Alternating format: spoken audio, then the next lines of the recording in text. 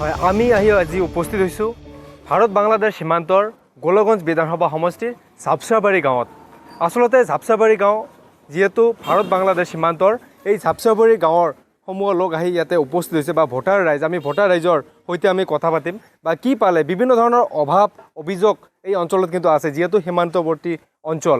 আচলতে কি পালে, কি নাপালে বা বিগত 5টা বছৰত কি পালে বা সমাগত বিধানসভা নিৰ্বাচন বা নিৰ্বাচনত আচলতে এই ভোটাৰ ৰাইজে কি বিচাৰে, আমি কথা পাতিবলৈ যত্ন কৰিম। প্ৰথমতে আপোনাৰ ওচৰলৈ আহিছোঁ, যিহেতু সমাগত বিধানসভা নিৰ্বাচন বা এই অঞ্চলত আচলতে আপোনাৰ কি কি অভাৱ অভিযোগ আছে এই অঞ্চলত?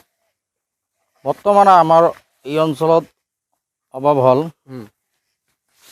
বিশেষ কৰি ৰাস্তাৰ খুব প্ৰয়োজন হৈ পৰিছে। আৰু সৰু সৰু যিবোৰ মানে কি PMGY, তাৰপিছত এই অৰুণোদয়, তাৰপিছত কি কয় PM কিষাণ, এইবিলাক পাইছোঁ, প্ৰায় মোটামুটি পাইছোঁ। আমি বুলি নহয় আৰু গ্ৰামত বহুত পাইছে। কিন্তু এতিয়া অভাৱৰ মধ্যে আমাৰ ৰাস্তাখিনি হ'লে আৰু খুব সুবিধা হয়। আশা কৰোঁ আৰু যিখিনি মানুহ এৰাইছে সেইখিনিও যাতে পায় চৰকাৰৰ ওচৰত। যিহেতু 5টা বছৰে বিধায়ক এগৰাকী আছিলে, কি কি উন্নয়ন কৰিছে আপোনাৰ? আমাৰ ইয়াত গোলগঞ্জ সমষ্টিত যিজন বিধায়ক আছিল তাই 5 বছৰ এদিনেই দেখিছোঁ ইলেকশ্যনৰ আগত, এতিয়ালৈকে দেখা পোৱা নাই। উন্নয়নৰ ক্ষেত্ৰত কি ক'ব? বিধায়ক মানুহজনে নাই, উন্নয়ন আৰু কি হ'ব? তাৰ উন্নয়নো নাই, মানুহজনে নাই। গতিকে অনাগত দিনত যিহেতু বিধানসভা নিৰ্বাচন আহি আছে বা কি বিচাৰে? এতিয়া আমি বিচাৰোঁ, আমি যি চৰকাৰৰ তৰফৰ পৰা আমি সুবিধা পাওঁ, BJP চৰকাৰৰ পৰা, তাকে চাম আমি, আৰু কি কৰিম? মানে উন্নয়ন লাগে উন্নয়নৰ জন্য। আৰু কি কি অভিযোগ আছে যিহেতু সীমামূৰীয়া অঞ্চল আপোনালোকৰ, বা শিক্ষাৰ ক্ষেত্ৰতে হওক? শিক্ষাৰ ক্ষেত্ৰত আমাৰ মোটামুটি ধৰক স্কুলত টিচাৰ লাগে। আমাৰ গাঁৱত যিখন স্কুল আছে টিচাৰ লাগে। টিচাৰ দি ভাল কৰি ল'ৰা ছোৱালীৰ উন্নয়ন, শিক্ষাৰ উন্নয়ন কৰক, এতিয়া আমি চৰকাৰৰ ওচৰত কামনা কৰোঁ। ঠিক আছে, আপোনাৰ ওচৰলৈ আহিছোঁ। আচলতে আপোনালোকে 5টা বছৰে কি পালে? 5টা বছৰ কি পালে 5টা বছৰত আপোনালোকে?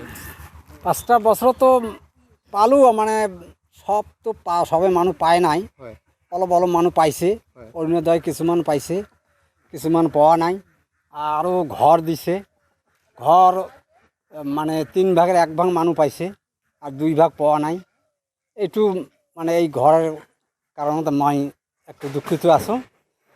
অহা বছৰত যে 5 বছৰত মানে চৰকাৰ MLA আছিলে, একো কৰা নাই।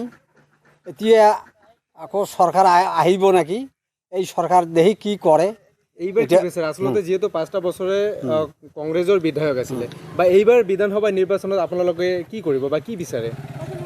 বিচাৰোঁ আৰু চাওঁ না কোন চৰকাৰ ভাল হ'ব, সেই চৰকাৰক চিন্তা কৰি তাক হেৰি কৰিম আৰু কি। হয়, আপোনাক ধন্যবাদ জনাইছোঁ। আচলতে আমি যিহেতু ভাৰত বাংলাদেশ সীমান্তৱৰ্তী অঞ্চল বুলি ক'ব লাগিব ঝাপচাবাৰী গাঁও।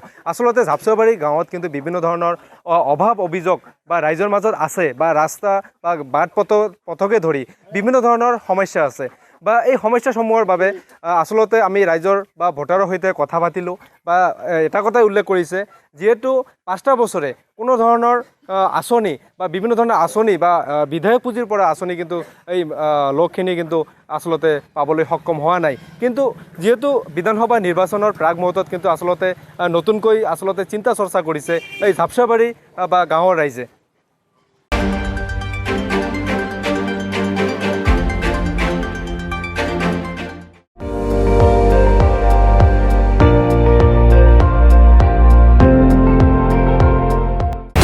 আপুনি চাই আছে ND24, সৰ্বশ্ৰেষ্ঠ নহয় সৰ্বোত্তমৰ দৌৰ।